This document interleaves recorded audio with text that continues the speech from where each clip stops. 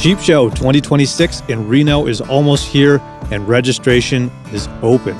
Sign up, book your hotel, and browse the schedule at wildsheepfoundation.org. Full registration gets you into the draw for a heavyweight sheep camp gear package worth over $10,000. Make sure you're there January 22nd to 24th for the biggest mountain hunting and conservation event of the year. If Reno isn't in the cards, the Wild Sheep Society of BC's Salute to Conservation and Mountain Hunting Expo is set for February 26 to 28 in Penticton. Details at wildsheepsociety.com. And check out our friends at North Arm Knives. From kitchen knives to hunting blades, they've got you covered from the field to the butcher block. Visit northarmknives.com.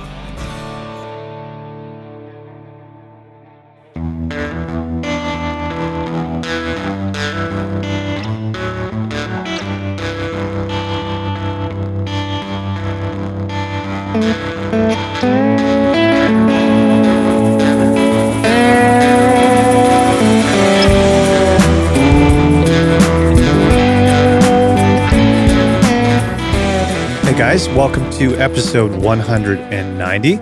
Today, I'm very excited to have Maddie Richards on the show. Maddie is the membership manager and Less Than One club manager at the Wild Sheep Foundation. And she's just launched a brand new podcast with the Wild Sheep Foundation. It's called Kicked Out. As you'd imagine, it's about sheep hunting, and it's stories about people who have been kicked out of the Less Than One club. And I don't think I need to explain what that is, the Less Than One club, to you guys. You should know by this point. So the podcast is great. I've been fortunate to be working with them on this one. There's 4 episodes available. Just search for Kicked Out on your favorite podcast app of choice, whatever that might be. And leave some ratings and reviews and some stars for it. New podcasts are sometimes they're hard to get exposure for. So any of that certainly helps. And I know that you guys are going to enjoy this. They're fantastic stories from all kinds of different people, all walks of life. And it's absolutely inspired me to think about getting back out there and heading up north again. So anyways, let's get into the episode. Sit back, relax, crack a nice cold beer, and enjoy episode 190 with Maddie Richards.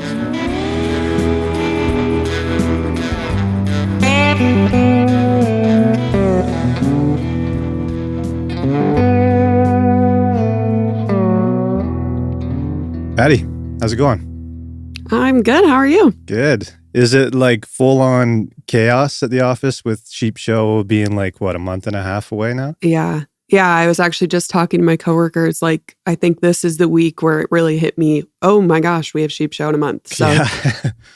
Are you guys like excited at this point, or is it just so like overwhelming that it's like you just kind of want it to, you just want to get there? A little bit of both. I think I just booked my flights finally. I kind of live in a state of denial for a little bit until I book my flights, and booked them yesterday. So now it's feeling a little bit more real, but the excitement's definitely set in as well. Just talking to people that are going to be there and friends that I get to see that I only get to see once a year. So nerves, just preparation, all the feels. Yeah. Yeah. Anything in particular that you're especially excited for this year? I always look forward to Less Than One Club. Yeah. As someone that has a hand in it, and then gets to see it come to fruition is just always a really special event for me. And just seeing the excitement, and the room is just electric. There's so much energy in there. And I always look forward to Less Than One Club, but it's really stressful to prep for it. But I bet. Yeah. Seeing it all come together is pretty special. Drinking tea out of my there you go. I can't remember what year that was, but that was a good one. Many beers were poured into this mug that night in that 2-hour period or whatever it is. It's nuts. Yeah, sweet. I won't be making it this year, but I'm going to come down for the 50, which is 2027, I guess, right? So that's exciting. I bet you guys are already planning for that too, eh? We've started planning for that like I would say last year. It's going to be a big one. I think we're all really excited for it. I feel like we're prepping more for that than even this next year. So it's going to be a big one. Nice. Well, that's exciting. Today's the official launch for Kicked Out. Congrats. Yes. Thank you. I'm so excited. Good. Pretty cool. Yeah, this is It's been, I don't know, kind of a whirlwind. It started off as an idea in August, and obviously came to you, and came to Keith and Gray, and it was born out of our Sheep Fever podcast. And I just wanted to find a way to recognize these people that have been kicked out of the Less Than One Club, because it's such a big deal, and people are so excited to share their stories. And as someone that's never been a sheep hunter before, I take a lot away from it as well, so that hopefully one day I'm lucky enough to draw a tag, and I have these little nuggets of wisdom from successful sheep hunters that have come before me. So yeah, it's been really, really fun. I've really enjoyed connecting with our members in this way and talking sheep hunting. Yeah, I'm still in the Less Than One Club, but and it's been, I think the last year I went on a sheep hunt was 2019. So not that long ago, but listening to these stories and like, shit, I got to book a flight, fly and hunt this coming season. So it's definitely inspired me, and it's got me excited to head back up north and see if I can make something happen. But definitely, I don't mind being in the Less Than One Club. It's kind of it's a pretty cool club. Yeah. Although I do want to be kicked out. I think we all do, but at least there's like-minded people in it. So yeah, for sure. So was the podcast your idea, or was it? Yeah. So I was actually on a Zoom call. We just transitioned into a new CRM system as a company, and we were going through our new website, and there's a feature where you can pare down the site's like information into different like conservation stories, like hunting stories. And when we clicked on hunting stories, there was like not very many. And I'm like, we're a hunting organization. We need to be able to have hunting stories. And so I started thinking, like, how could we wrap more hunting stories into our podcast, have them on our website? And as the Less Than One Club's manager, I'm like, oh, this could be really cool. Just hearing people's hunting stories. People love to talk about their successful hunts, and I love to listen, and I think a lot of people love to listen to hunting stories. Like that's just, as hunters, that's kind of the camaraderie aspect of it. And so I get off the Zoom call and I run back to Keith's office, and I'm like, Keith, this is my idea. What do you think? And he's like, cool, yeah, do it. And I was like, well, I'm not a podcaster, but I can sure try. And it originally was just going to be like a segment at the end of our podcast of like, I'll just sit down with someone for 5 minutes and they'll tell me their story. And Keith was like, I think there's a little more than that we could do. And so that's how it was born. And I think the response we received was just, people were super excited. People loved to listen to the stories. People loved to share their stories. I've had people reach out and say, I would love the opportunity to share my story. And I think that's just so cool. One of my favorites that I've done so far, I actually recorded last week, and it was a guy that had reached out and was like, hey, listen to the podcast, and I think I have a really cool story. Could I share it? And I'll just brief it really quick, but he grew up seeing a ram hanging in his parents' house that his grandfather had harvested in Alaska. And he just, from a very young age, was just enamored by the idea of hunting sheep. He's from Pennsylvania, so obviously there's no sheep there. Right. So he just, throughout his whole life, was like, I have to kill one of these. And so he ended up buying a hunt at our Eastern chapter banquet, and went to the exact same range that his grandfather had killed his ram in, successfully harvested a ram, mounted it, and now his son is guiding in that same range. Oh, wow. Which I just was like, this is one of the coolest stories. Like, this is like, sheep hunting is just in your family history. Yeah, so, full circle. That's crazy. Full circle. Yeah, that was a really fun one. But every one of them, I've just really enjoyed connecting with people and just getting to hear about their hunts. Yeah, for sure. Were you nervous recording your first episode, or were you pumped to do it? I think it was a mix of emotions for sure. I was really excited, but also really nervous because this is a new world for me. And I have a really long drive to work to and from every day. So I listen to a lot of podcasts and never really pictured myself on one of them. But no, it's been so fun. But the nerves going into it, I think I still get them every time I record one. And I don't know why. Like, I'm on Zoom calls all day, every day Yeah, for work. exactly. So I don't know how it's any different, but Yeah, it's funny. There's I've interviewed Shane Mahoney a few times, and mhm.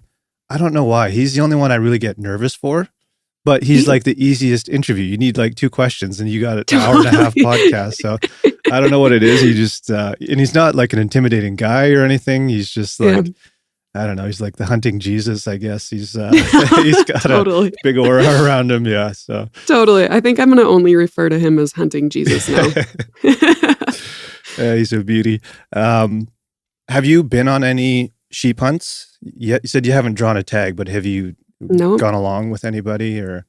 not yet. I would love to. Yeah, I've got friends that have successfully harvested sheep. I've just never had the opportunity to go. I'm an avid hunter. That's during the fall all I do. But Yeah.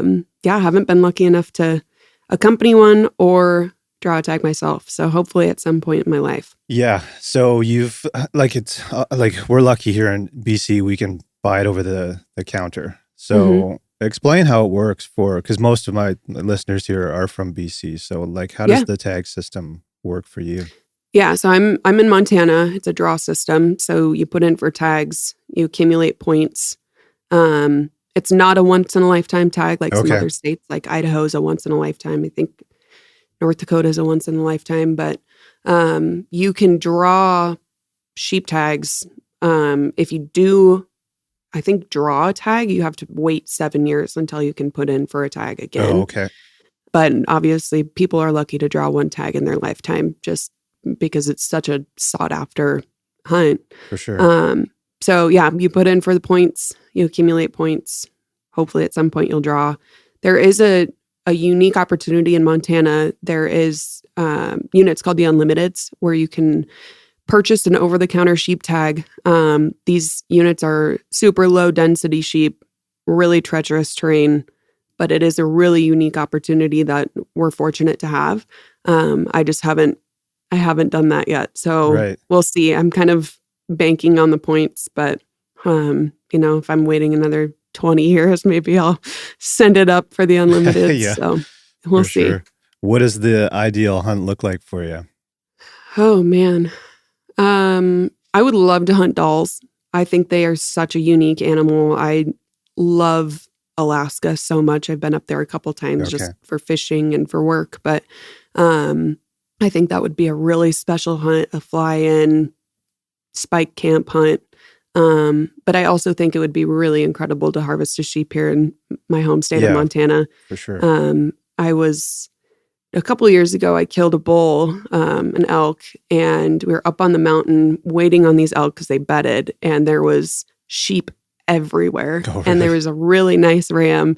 And I think I had more fun just watching this ram than even shooting the bull because it's just such a unique opportunity to see them in the wild. It's just Yeah. not a lot of people get to experience No, they're that. so cool. Yeah. We've got lots of Callies around here. Yeah. And there's a spot that I hike into quite a bit. It's one of my favorite places in the whole world to go into. And not a lot of people go into this spot. And I saw a really nice ram at the end of the summer. They're just like so cool to watch. And he's They running up are. like a cliff you never would think an animal would go up. And he just Yeah. like, I saw him running. I'm like, oh, that's interesting. It looks like something's chasing him. And he Yeah. just went straight up the side of this cliff, was running along Wow. the ridge, and then dropped down another cliff. I'm like, they're like absolutely insane. And his chest is Yeah. just huge. And you can see They're the muscles huge. rippling on him. And it's Yeah. like, wow, neck just massive. It's pretty wild. So yeah, They're built like a tank. exactly. Yeah. Yeah. It's surprising when you see a big one like that. It's just like, Yeah. wow. Yeah. Unbelievable.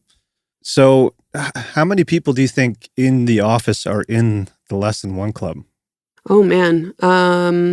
Let's see. We've got 6 full-time employees at the office, and I think 2 of them have killed sheep. Oh, really? That's pretty wild. Yeah. Right? Yeah. We've got a lot of remote workers. I think if we include those, maybe 2 more Wow. have killed sheep. So yeah, most of us are Less Than One clubbers. Yeah. It's kind of funny how many of us are obsessed with sheep, but have never harvested one. Yeah. Gone to It's great- kind of funny. My sheep hunting bug or sheep bug just in general started from a really young age. I grew up in Minnesota. Obviously, there's no sheep in Minnesota. But we, as a family, went out to South Dakota in the Badlands. I think I was like 7 or 8. And I remember seeing a herd of sheep off the road, and they all had radio collars. Oh, and okay. just from 7 years old, I was like obsessed with the idea of sheep. I was like, why do these things have radio collars? Why is this such a big deal? There was cars lined up down the road looking at them.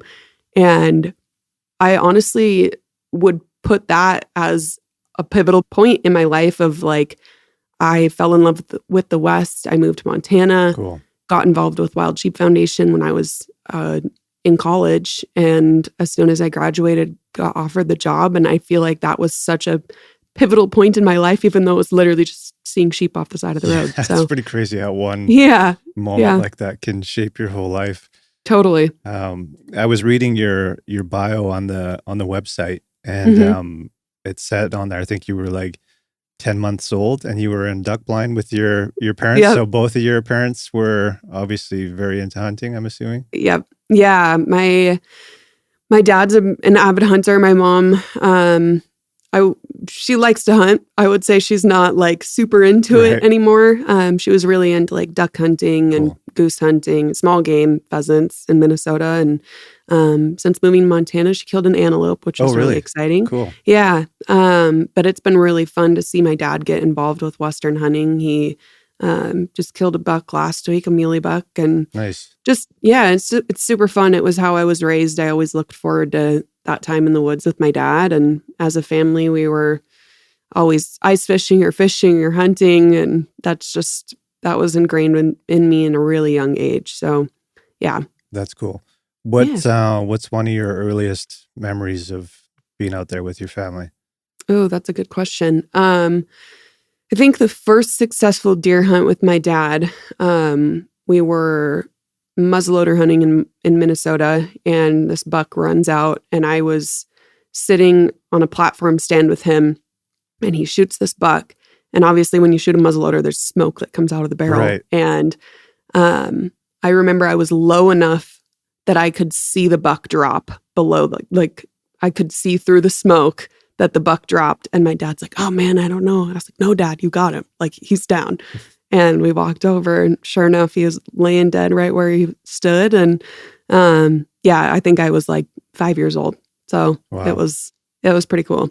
So was that the first time you had seen an animal go down? I think so. Yeah. It was really normal for me. I mean, my dad would always bring home animals, and I'd help skin them out. And nice. So it was just a way of life. But I think that was the first time that I like experienced it firsthand. But my dad said when I was young, we were watching Bambi, and obviously there's like the two big bad hunters that kill Bambi's dad. And my dad was like, I don't know if I should show this to her. Like, she's going to get a bad idea of hunting. And apparently I looked at him and I said, hey, Dad, that's you and that's me. We're going to get the big buck. So nice. He's like, I wasn't too worried about it after that. So, yeah. That's cool. How old were you when you got your first big game animal? Ooh, I think I was 9. Wow. I just shot a little button buck.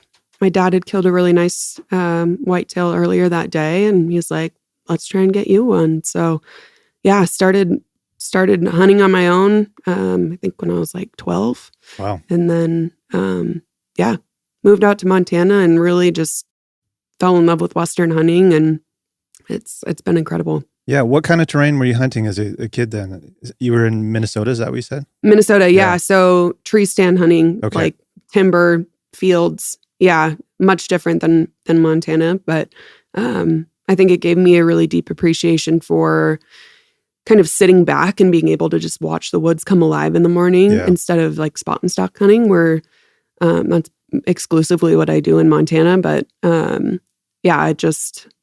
it was a really cool way to be raised, and then still just have such a respect for tree stand hunting now. Yeah, I'd love to go back and do it again. It's been a couple of years. That's cool. I don't have the patience for it. I don't know what it is. Yeah. I can't sit for very long.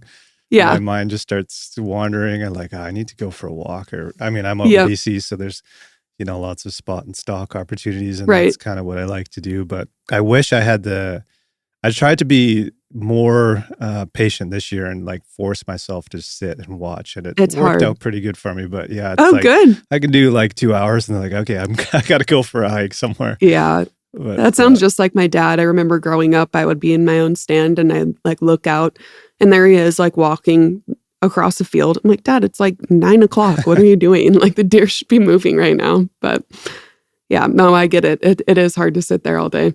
yeah, for sure. So you mentioned it was school that brought you out to Montana. Mm-hmm. Was that in Bozeman?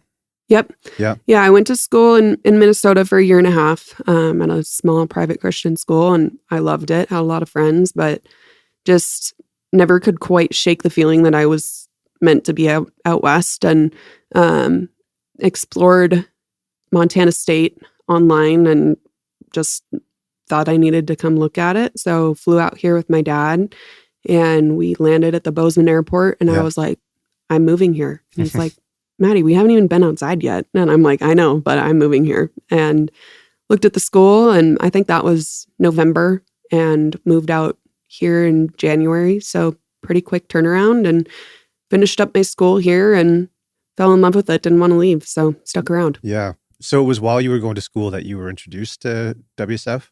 Yep. Yeah. So I was involved with a club on campus called the Student Outdoorsmen of MSU. And basically there was like 3 different clubs that were all centered around hunting, conservation. And we all were like, we have the same goal. Why do we not join forces? So it was the student chapter of Wild Sheep. It was the Hunters Association. It was Backcountry Hunters and Anglers. And Cool. so we formed this student alliance is what we called it. Right on. And so we hosted I think we called it like an open house, and WSF was gracious enough to allow us to host it here at headquarters. And so got involved and met all the Wild Sheep Foundation folks. And as soon as I started volunteering, I guess I should say, for Wild Sheep Foundation, I went to Sheep Show while I was still a student. Cool. And just would come in like when I had a break and volunteer and help out. And so once I graduated, Gray reached out and was like, hey, I want to interview you for this job. And I was like, great, that's awesome. Like I just graduated, I'm looking for a job. And I walk into his office and he's like, well, you already have the job. So I figured we'd just talk about it. And Nice. so yeah, I was so excited. I've been here ever since, and I love my job. I love it. Nice. So you've sort of officially been there for 6 years now, right? Yep. Very Yep. cool. Yeah. Nice. Yeah, Bozeman, I spent a little bit of time there. I helped Ben O'Brien set up his studio, which was like right across the street from you guys. Oh, really? So I think there's like that burrito place right across from Oh, you yeah, guys. that's right. So he Yes, was like that's right. in the back of that on the second floor That's next to like right. some beauty salon or something. It was kind of That makes funny. sense why I would always see him over there. Yeah, exactly. Yeah. So he's moved it out of there. He's only doing his turkey show with Sam now. But Yeah. it was fun. And I'm like, oh man, we were just so busy just setting up his studio. I'm like, the WSF office is right there. I need to go over there and say hi to everybody, but we just didn't have time. So there's so many. I mean, you go anywhere in Bozeman and there's like, oh, there's Meat Eater, there's Sims, there's Stone Glacier, there's Mystery Ranch. Yeah, just everywhere you look. Yeah, for sure. You hear about like everyone's talked about how Montana's getting kind of overrun. Do you feel like that or? Yeah, yes and no. I actually live in a small town outside of Bozeman. It's like a 45-minute commute for me to and from work. Okay. And I've been in this area for almost 9 or 10 years now. So to see how much Bozeman has blown up, I just was like, I have to get out of here. But I get my time in Bozeman when I come to the office, and then I skedaddle on home to my small town of like 700 people. Oh, nice. So. You get the best of both then, yeah. Exactly. That's good. But definitely seen a huge uptick in people moving out here. But the housing prices are just going insane. So I wouldn't be surprised if that drove some people out. So we'll see. Yeah, for sure.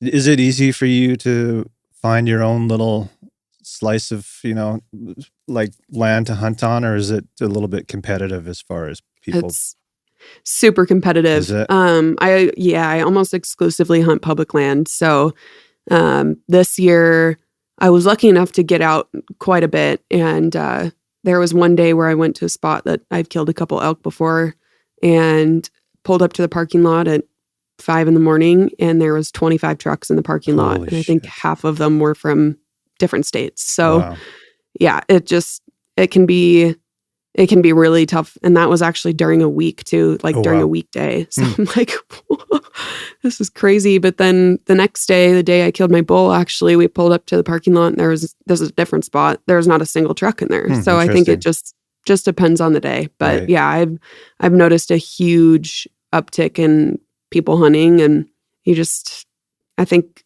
hunting is half luck and half skill at this point. So yeah, for sure. Yeah. Luck is a big one for sure. Yeah. I just finished a long dry spell. It'd been like 6 years since I had harvested something. I got 2 deer this year, so I'm pretty happy. Nice. It's funny. It's like all or nothing. It seems like for me and all the guys I hunt with, it's like nothing. All of a sudden we got a bull, we got a few deer. It's like, man, like, how does this happen? Why can't we do this every year? I know. I know. We also put ourselves in challenging situations and all that stuff too. So that's part of the fun.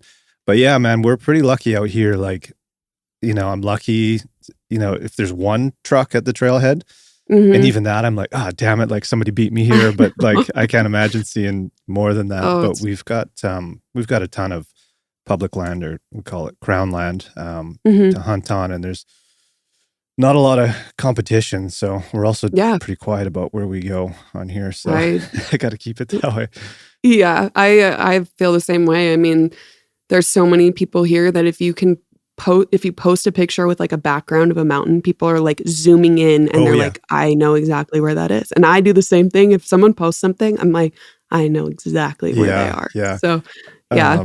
My hunting buddy Kelly, who hosts this with me sometimes, he is a master of finding out where people have been through a photo, and he's found stuff on like Vancouver Island. Like, how did you find out where that was, man? Yeah, but yeah, I've just done like that. A peek in the background, or like a drainage or something. Like, dude, that's insane. I don't know how you did that, but yeah, I'd say Google Earth is my best friend for that. I'm like, okay, we're gonna do like 3D mode, and I'm gonna find exactly where they were standing. Yeah, you have to be careful. We even we were gonna post a photo. We couldn't Photoshop it well enough, but it was like a very visible peak in the background, and we wanted to. It was my friend on his horse, and it was his first year hunting with horses. So we're like, oh man, we got to post that photo. It's unreal. But we're like, no, we can't, because someone's gonna find out where you were. And so you have to be careful. Have you hunted in BC at all? I haven't. No, I've never actually even been to BC. Oh, really? You got to come. Yeah. I know. I keep hearing that. I talk to all of these BC folks, and it just sounds amazing up there. You'll have to come to the Salute Conservation in Penticton, which is like 45 minutes from where I am in Kelowna. Yeah. That's a fun event. That's what I've heard. And this will be I think it's their 3rd year coming up in Penticton. They moved it from Kamloops. This probably all means nothing to you, but it's been a good spot for them to be in. And I feel like they're already growing out of this new convention center that they're in. And so that's a good problem to have. Yeah, exactly. Yeah. Pretty cool. So you, I think it was on the first or second episode that you did, you mentioned stalking a buck with your daughter on your back. Oh yeah, the antelope. Yeah, which sounded pretty cool. Yeah. Share that story. I just thought it was pretty rad that you were doing that. I've got 2 stories actually, just that'll piggyback off the first one. So I drew an archery antelope tag this year. That's the first year I ever put in for the archery tag. And you big into archery? Yeah, I would say just in the last couple of years, I've really started to get into it. I grew up almost strictly rifle hunting on Minnesota shotgun or muzzleloader for a lot of the units we were hunting. But I had a bow for a long time, just never really made that step into actually hunting with it. So in the last couple of years, I've gotten a lot more into that, specifically archery elk hunting. But this year I was like, you know what? I'm gonna try the antelope tag. And so I drew the tag. That season starts in August, and went out, found a spot that there was just always antelope. And One day my daughter actually just turned 3 last week, Oh, but nice. we were driving to a friend's house just for a play date. And I was like, you know what? We're driving right by that spot. Why don't we just go glass? So she has her little binoculars. I've got mine, and Nice. we're just glassing. And I see this buck bed right in this group of trees. And there's like no trees on this property besides this one group a mile up the mountain. And I was like, you know what? He just bedded in like the perfect spot. We might as well just put a stock on him. So I have a backpack that my daughter Chase, she sits in it. Nice. And so I threw that backpack on. I'm in like a pair of shorts and t-shirt, and she's in like the same, like we're just like not in hunting clothes at all.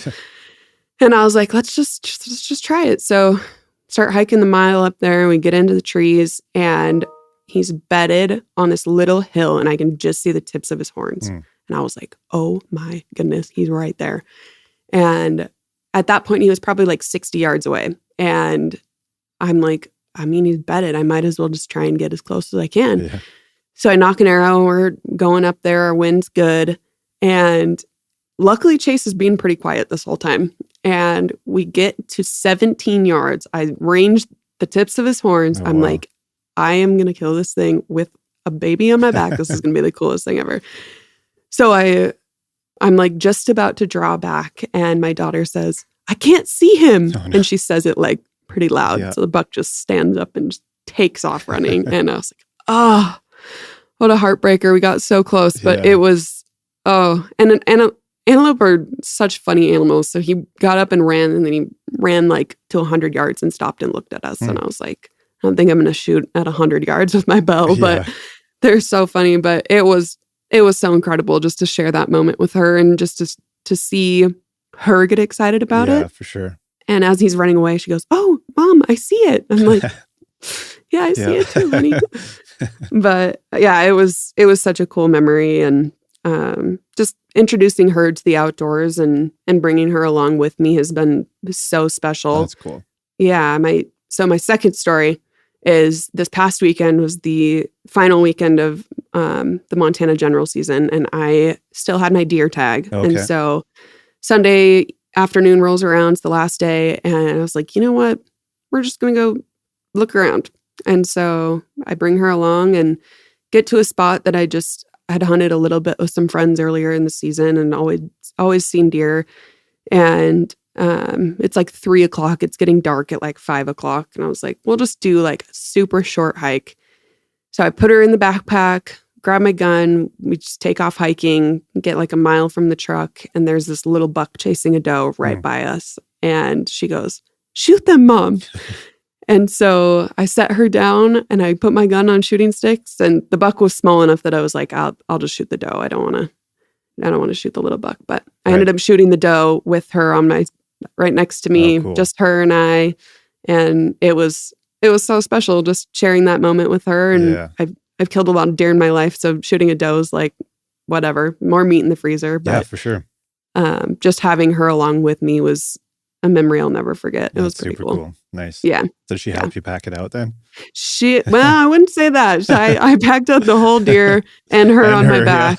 Yeah, it was a pretty crazy hike back to the truck, but we made it work. So awesome. It was pretty cool. Very cool. Yeah. Do you have I would love to get into archery, but I don't have a spot to practice. It's my biggest barrier because I'm in a condo building here. Oh yeah, that makes it a little difficult. Yeah, it makes it a little tricky. Are you able to just practice in your backyard kind of thing, or have you got a spot that you go to? Yeah, so my parents have a couple acres, so I typically just go to their place. They've got a great spot that I can shoot, and they live just right across town. So that works out really nice because I live right in a development, but their house is 5 minutes and I can shoot. So nice. Yeah. Yeah, when I was a kid, my dad had bought me a bow for my birthday. I don't know how, would have been like 10 years old or something like that. Mm-hmm. And we lived right on the Columbia River, was like our backyard. So we had like targets back there. And I just loved doing that, man. It's such I don't know, it's just very zen to just, send arrows into a target. It's so fun. Yeah. Yeah. So yeah, I missed that. I just need to find I mean, there is a spot that you can go to, like a little archery store, Sure. but it's just more fun to do it outdoors with some. It really Yeah. is. Yeah, there's actually a course probably 45 minutes from my house that it's all like 3D Oh, targets. cool. And yeah, I did that so much this summer. It's a blast. Like just being able to be in more real world situations where you're shooting 60 yards at an antelope target or 45 yards on a mule deer target. Like it was such good practice for me. And honestly, for my archery harvests, I feel like the only reason I like was able to be successful is just shooting that course so much. Right. So yeah. So what else did you get up to this year? Oh man, it was a cool year. So I killed my biggest bull. And I actually was with two of my girlfriends. It was just three of us Oh, on the sweet. mountain. Yeah, and they are from Texas and Kentucky. So they Okay. are super brand new to Western hunting, never elk hunted before, never mule deer hunted before. And they were lucky enough to draw tags. And Oh, so cool. took a week off and we hit it hard. We hiked like 50 miles in just a couple days and found a herd of elk right before dark one day. I shot the bull and then handed the gun over. One of them shot a cow, handed the Nice. gun over, and the other one shot a Oh, cow. wow. So yeah, we had 3 elk down within 5 minutes. That's crazy. And it was wild. And it was just the 3 of us girls. So I was like, whew, this is gonna be a long night. But Yeah, able no to kidding. able to call my dad and a buddy and they came and helped. But Must have been a hell of a pack out. it was a hell of a pack out. Yeah. Yeah. But that was an incredible memory. And then had another friend that she's brand new to hunting and took her out and she was able to kill a bull as well. So Wow. yeah, it was pretty cool. Yeah, I think every animal that I also killed a archery antelope, I guess. So Wow. yeah, it was a great Really good great season. Yeah. Yeah. I'd love to hunt antelope. We don't have any here in BC, Oh, it's obviously, but honestly, it's like one of my favorites. Like it is much more low pressure than elk or deer because it's like if you miss or if you blow a stalk, like there's going to be another herd right. right over the next hill probably. Nice. So yeah, and archery hunting them, like I said, like I just got into that this year and it was so fun. I bet. Just yeah, I'm crawling through the sagebrush cactus. There's cactus sticking out of my knees, but yeah, it was a blast. You've Yeah. hunted in Africa, right? Mm-hmm. Have you been over a couple times or? Just once. Okay. I'd love to go back. I think it was 10 years ago now that I went over there with my parents. Oh, nice. Yeah, that'd been a dream of my dad's for a really, really long time. And he just finally decided to pull the trigger on it. And lucky enough for me, my parents were like, if we didn't bring Maddie, we would forever regret it. So Yeah, nice. I was lucky enough to get the invite. Sweet. And my dad killed a zebra, a kudu, and a gemsbuck. And I killed an impala, springbuck, and blessbuck. Wow. So, Where were you? Yeah. We were in South Africa. I think we Africa. were right outside of like Graaff-Reinet. Okay. I don't know. It's been a long time. Yeah, but yeah. yeah, it was an incredible trip, honestly, just to see the animals, like seeing giraffes off the side of the road and hunting zebras. Yeah. Like it is a wild, wild place. And I would love the opportunity to go back at some point. Did you get thrown into some of the local culture and stuff too? Little bit. Yeah. Yeah, which was super interesting. But yeah, I don't, there was so much about that trip that just will forever live in my head. Like it just was so incredible. Yeah. What stands out?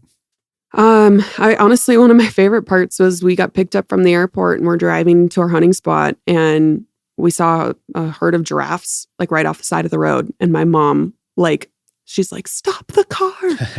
And our PH pulls over and we just watched these giraffes and she's like grabbing my arm. She's like, Maddie, those aren't in a zoo. And I'm like, I know.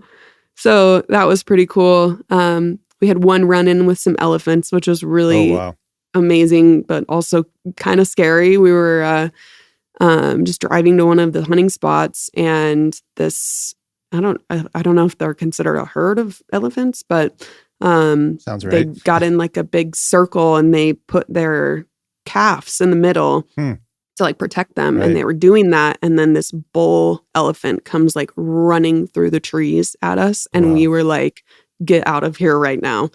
And just seeing how massive he was just wild. He was like so much bigger than I think they're cows. I don't know. But yeah, it was crazy. Cool.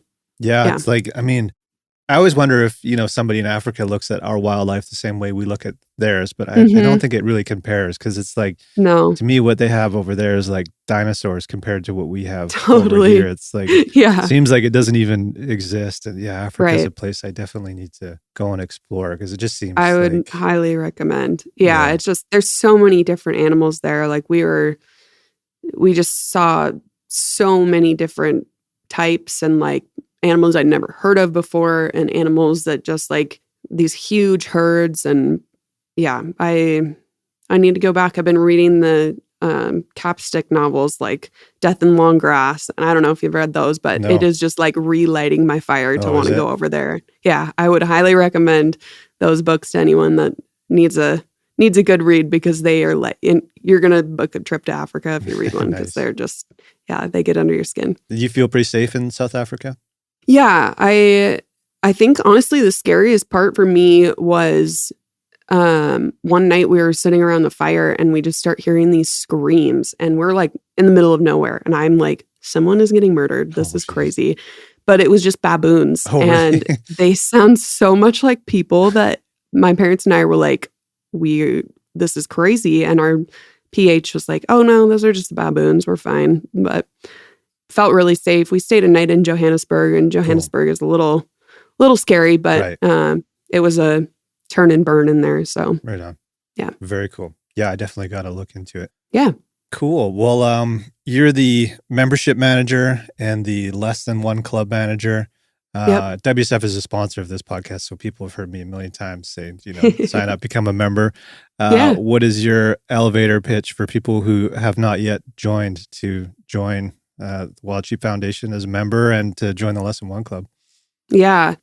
We're just doing so much incredible work, and all these member dollars are going to these boots on the ground conservation efforts. I was lucky enough to go on my first trap and test this year in Nebraska, and it just relit this fire in me of, we are doing such cool stuff that is actually affecting these sheep in a positive way. And so I would just encourage anybody to become a member. It's $45 annually. We send you a really nice magazine, but just knowing that you are putting and keeping wild sheep on the mountain, and seeing firsthand the positive impact, like I said, it's just, they're such a special resource, and they need our help, honestly. Yeah, so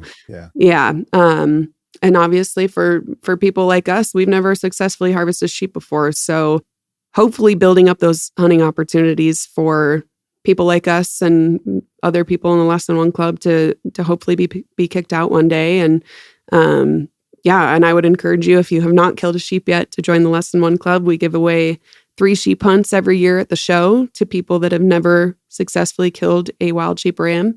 And it is, we affectionately say, it's the only club you want to be kicked out of. So it's $35 on top of your annual membership, and you're entered to win 3 incredible sheep hunts. So correct me if I'm wrong, for 2 of them, you have to be there at Sheep Show. Yep. 1, you don't have to be, right? Right. Yep. Cool. Yeah. And honestly, in the last couple of years, not the last 2 years, but prior to that, there was people that weren't there that won that first hunt. So it's possible. Like it is, you have great odds. So even better if you're in the room. I would encourage you to come to the show if you can. But you moved it earlier last year, right?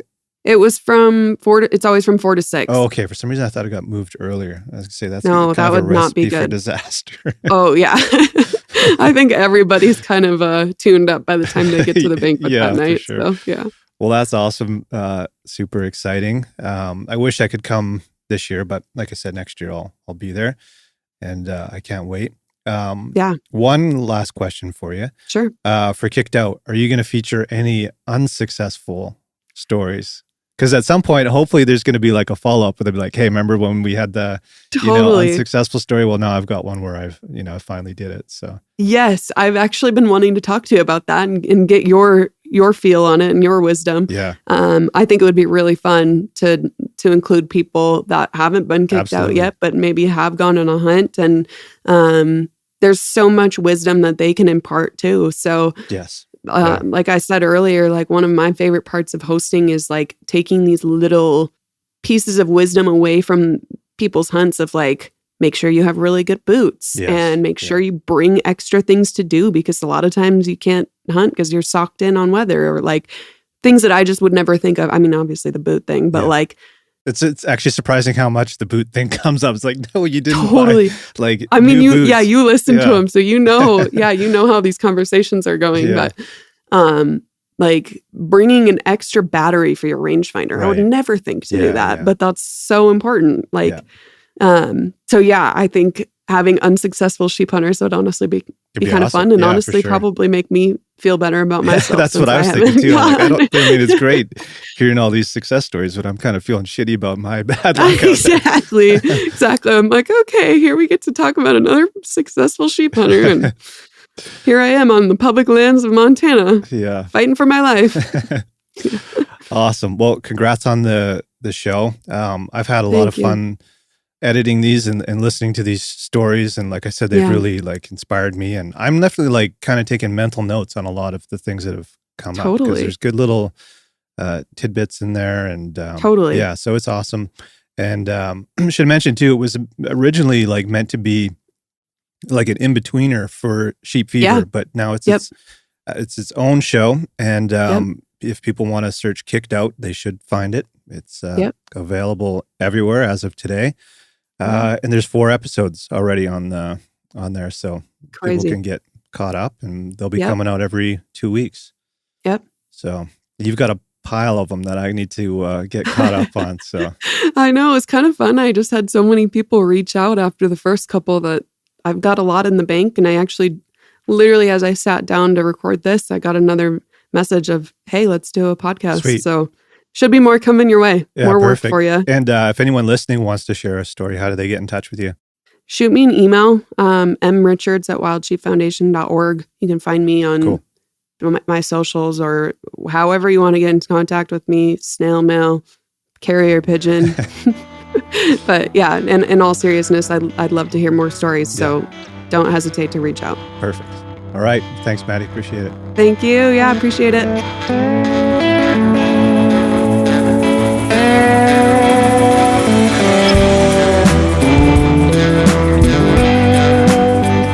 There you go. Maddie Richards. I really enjoyed that one. Lots of great stories in there. And obviously her podcast for the Wild Sheep Foundation, Kicked Out, is all about storytelling. And that's obviously always been a focal point of this podcast. We love hearing stories and success and failure. I think maybe I convinced her to get some failures on there. Those are important. You know, those are the things that keep pushing us to get back out there. So I'm sure you guys enjoyed this, and I know you will enjoy Kicked Out. So please do go and check that podcast out. Subscribe to it. It'll be out every 2 weeks. But I'm going to keep the interviews coming. Got some more in the books here. Sometimes they're a pain in the ass, and that's why I sort of leaned away from doing interviews. But when they happen, I love them. And if all goes to plan, I will see you guys again next week. Cheers.